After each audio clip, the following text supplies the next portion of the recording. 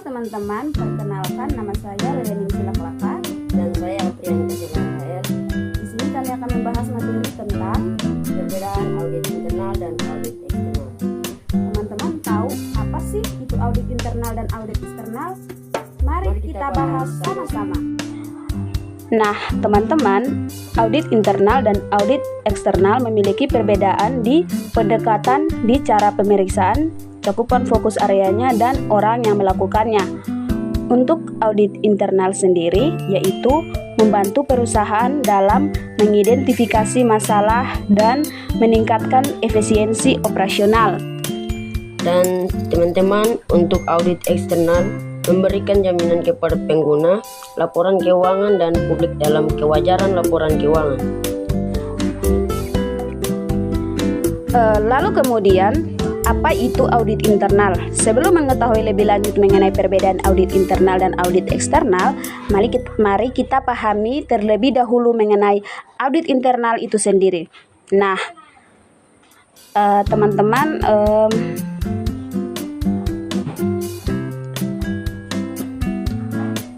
audit internal merupakan sebuah proses pemeriksaan kegiatan operasional perusahaan dengan kesesuaian regulasi yang ditetapkan dan dilaksanakan oleh pihak internal perusahaan. Tujuan utamanya adalah untuk mengevaluasi beberapa aspek penting, mulai dari efisiensi, efektivitas, dan kepatuhan terhadap peraturan yang berlaku dalam organisasi. Nah, teman-teman, ini adalah manfaat dan tujuan dari audit internal. Teman-teman bisa lihat sendiri, audit internal merupakan sebuah proses pemeriksaan kegiatan operasional perusahaan dengan kesesuaian regulasi yang ditetapkan dan dilaksanakan oleh pihak internal perusahaan. Tujuan utamanya adalah untuk mengevaluasi beberapa aspek penting, mulai dari efisiensi, efektivitas, dan kepatuhan terhadap peraturan yang berlaku dalam organisasi. Kemudian, manfaat dari proses audit internal selain itu ada beberapa manfaat yang bisa dirasakan setelah berhasil melaksanakan proses audit internal secara rutin dan ideal, diantaranya membantu perusahaan dalam meningkatkan pengendalian internal dan mempercepat proses identifikasi masalah. Yang kedua, memberikan informasi yang akurat kepada manajemen untuk pengambilan keputusan strategis. Yang ketiga, menentukan cara untuk meningkatkan efisiensi operasional dan mengurangi pemborosan. Ada beberapa tahapan dasar dalam mengimplementasi audit internal, yaitu menentukan tujuan dan ruang lingkup ini akan menjadi area yang akan diperiksa dan dievaluasi, dan capaian utama dari proses yang dilakukan. Yang kedua, mengumpulkan data, mengumpulkan bukti-bukti relevan untuk mendukung temuan audit. Yang ketiga, mengevaluasi dan memeriksa data yang telah dikumpulkan untuk mengidentifikasi kekurangan atau penyimpangan. Yang keempat, penyusunan laporan audit mencangkup temuan dan rekomendasi perbaikan untuk tata kelola operasional yang lebih efisien. Ya, baik teman-teman, pembahasan kita yang selanjutnya adalah apa itu audit eksternal. Selanjutnya kita akan mendalami terlebih dahulu mengenai audit eksternal. Audit eksternal merupakan proses pemeriksaan yang seluruh prosesnya dilakukan oleh pihak independen yang tidak terlibat langsung dalam kegiatan operasional perusahaan. Tujuan utama dari melakukan audit eksternal adalah memberikan penilaian yang objektif tentang laporan keuangan perusahaan sekaligus memastikan kepatuhan standar akuntansi yang berlaku. Pada proses audit ini, pihak auditor eksternal memiliki peran penting dalam memberikan jaminan kepada pihak-pihak terkait penggunaan laporan keuangan.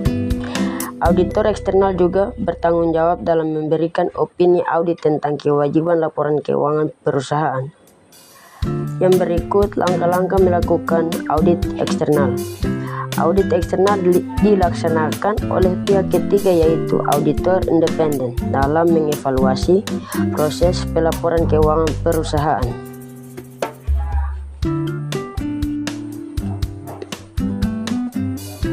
berdasarkan standarnya. Terdapat langkah-langkah yang harus dilalui untuk melaksanakannya, mulai dari perencanaan tahap awal, yaitu memahami bisnis dan klien terlebih dahulu, serta menilai risiko dalam melakukan audit, menilai pengendalian internal perusahaan seperti desain operasional kerja dan uji kepatuhan, melakukan pengujian substantif dan memverifikasi kewajaran saldo akun dan transaksi yang terdapat dalam laporan keuangan. Yang berikut menyusun laporan audit, yang di dalamnya juga terkandung opini audit sebagai temuan dan rekomendasi atas proses laporan keuangan klien. Manfaat yang dirasakan klien melalui opini audit yang diberikan ketika laporan audit publikasikan, perusahaan sebagai klien dapat memperbaiki praktik akuntansi yang diimplementasikan dengan lebih ideal. 3. Adapun perusahaan dapat merasakan beberapa manfaat seperti adanya laporan audit eksternal yang positif dalam memberikan kepercayaan kepada investor dan pemangku kepentingan lainnya.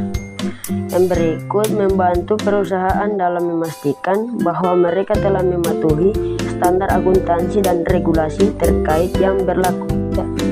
Mengidentifikasi potensi risiko yang dapat mengaruhi kelangsungan hidup perusahaan dan mengambil langkah mitigasi yang tepat. Jadi teman-teman, perbedaan utama antara audit internal dan audit eksternal berdasarkan penjelasan di atas. Tidak dipungkiri bahwa secara sekilas keduanya melakukan fungsi dan memberikan manfaat yang demikian rupa sama. 3. Nah teman-teman, dari pembahasan materi kami di atas, kesimpulannya adalah 3. Audit internal dan audit eksternal menjalankan perannya yang sama-sama penting dalam mendukung kelancaran operasional dan kepatuhan organisasi terhadap standar dan aturan yang berlaku. Jadi teman-teman, sekian dari pembahasan materi kami. Semoga bermanfaat ya teman-teman.